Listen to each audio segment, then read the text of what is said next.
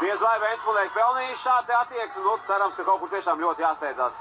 Vai man par citiem spriest. Paldies, ka atnācāt vispār. Tomas atkal ir precīzs, 1,9 sekundes. Bumba Ventspilsniekiem. Kēmels neko nedarīs. Kāpēc viņš tā darīja, nav saprotams. Sarūktāts Kēmels par savu neprecīzo metienu, sarūktāt Ventspilsnieki par tik piepeši straujām, nepatīkamām beigām. Tīmēr tā metiens noraka. Izsardzība vadībā sancēšanais noraka mūsējos pašu kļūdas, diemžēl noraka tālāk izredzes. -5. Laba cīņa, diemžēl zaudējums, 0-2.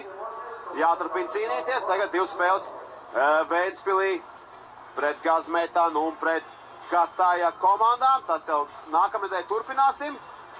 Ar šo arī atvadamies pagaidām. Visu labu.